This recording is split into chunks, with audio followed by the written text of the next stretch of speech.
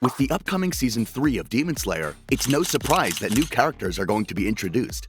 One of them is Upper Rank 4, Hantengu. And let me tell you, he's a very interesting character. And when I say interesting, I mean it in a weird way. You know the feeling where you see something disgusting on the internet, but you just can't look away? Well, this is the same level of interest you get with this guy. Hantengu served as Upper Moon 4 before being killed and succeeded by Nakame. But what makes him unique is that he doesn't exist in a single form, and that each form has different abilities and names. Of course, with being an upper rank, that comes with a catch. So, in this video, we're going to discuss all the Hantengu forms, and we'll dive deep into the life of the former Upper Rank 4. As a human, Hantengu committed many heinous crimes. He stole from numerous innocent people and murdered them in various towns and cities, all while claiming that he was innocent. He would say that he didn't commit the crimes and that his hands were solely to blame for his actions, thus hinting that he was also mentally unstable and a little bit delusional.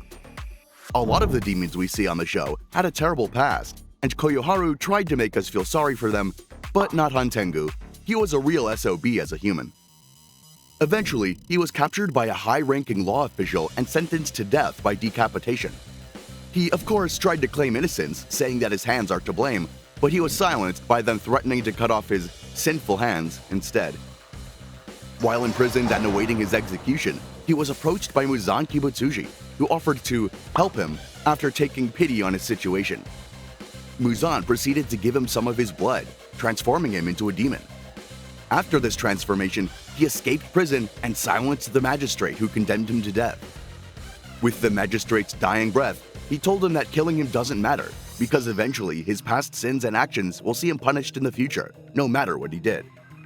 Later, Hantengu is at the swordsmith village with Gyoko to investigate. He fights the demon slayers present and continues to claim he's innocent despite the fact he killed many humans to gain the position of Upper Moon 4. He almost manages to escape from the demon slayers, but is caught and killed by Tanjiro Kamado. But before he fully dies, he reports to Muzan Kibutsuji about Nezuko's immunity to sunlight. Now, after talking about his background, let's talk about what you're really here for, which is his forms and abilities. His blood demon art causes him to be able to split himself into 6 different beings, plus himself, that are based on his emotions, and probably also manifest his personality disorder in real life.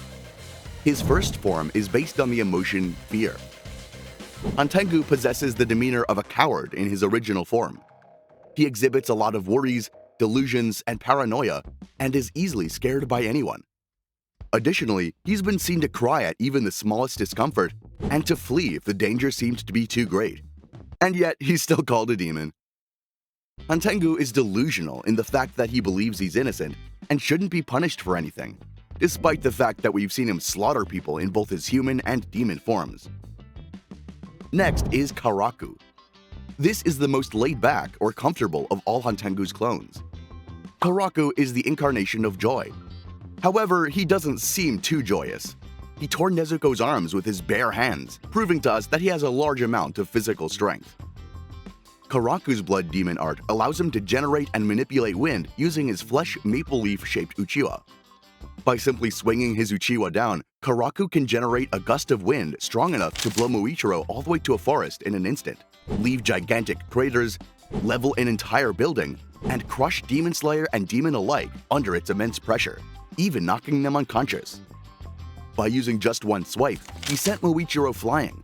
However, when Nezuko got her hands on the uchiwa, she was able to blow him away as well.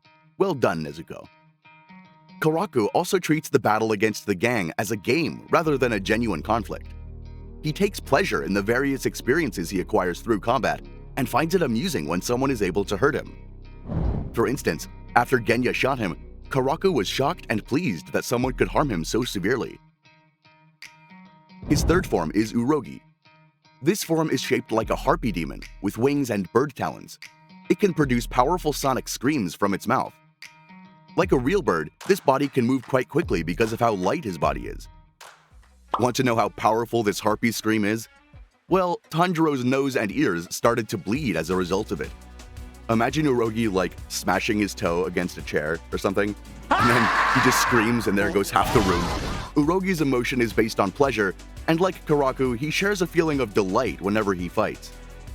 He receives a lot of criticism for his silly behavior as well, but he has a good record of success fighting against demon slayers. Fourth form is Sekido. Sekido's blood demon art allows him to generate lightning from his Kakara. The lightning generated has a wide area of effect and can cause those hit by it to lose consciousness or become paralyzed, allowing him to subdue multiple targets at once. However, one drawback to his lightning is that it can't pass through anything made from his own cells, such as the body parts of any of the Hantengu clones. Sekido is based on the emotion of anger, and as the personification of Hantengu's rage, Sekido is in a constant state of vexation, irritation, and hatred, even towards his fellow clones, which could be seen when he easily got angered when they failed to meet his expectations and got subdued by the demon slayers. Sekido is also seen caring very little about his brethren, shown when he forcibly absorbed them against their will, even as Iztsu protested. He also showed himself to be the most dominant of the emotion clones and appeared to be the leader, as he was the one who barked orders to them and took charge at critical junctures when they were battling the demon slayers. This might hint that this was the most prominent emotion when he was still human. The fifth form is Iztsu. Like all demons, Iztsu possesses the ability to control and alter his flesh to a certain extent. He uses this ability to shape his flesh into a Jumonji Yari, which is a type of blade. Unfortunately, Iztsu isn't shown using any special abilities besides flesh manipulation. As for his personality, he's the personification of Hantengu's sorrow. This might be why he wasn't the strongest. After all, I didn't see him regret or feeling sorrowful after killing anybody. Iztsu is portrayed to be completely dejected, sour, and negative, as he constantly described everything as being depressing. Out of all the emotion clones, Iztsu was shown to be the most calm and collected out of all 5 of them, as seen where, instead of frivolously wasting time on entertainment like Urogi or Karaku, or immediately getting agitated and enraged by anything like Sekido does, Iztsu was shown to calmly analyze his opponents and think out his strategy, so that he could figure out his opponent's abilities and weaknesses before attacking. The sixth form is Urami. Urami is the manifestation of the emotion of resentment, and he can decrease his size to run away from opponents and increase his size to attack with great strength. He was mainly used as an armor to shield Hantengu from being decapitated by Tanjiro, storing him inside his heart. After all, doesn't everyone harbor a little resentment inside? The seventh and most powerful form is Zohakuten. As the personification of Hantengu's hatred, Zohakuten shared many personality traits with Sekido, as he too was easy to enrage and was incredibly spiteful and hateful towards his enemies. He deemed them as evil for bullying his weak and innocent self. Like Sekido, he was also incredibly foul-mouthed, as seen when he constantly insulted his opponents and referred to Mitsuri as a harlot, constantly calling her various degrading names in his thoughts. He also seemed to harbor an immense sense of loyalty towards Muzan, as seen when he told Mitsuri that he only heeds and follows the orders of one man in the entire world.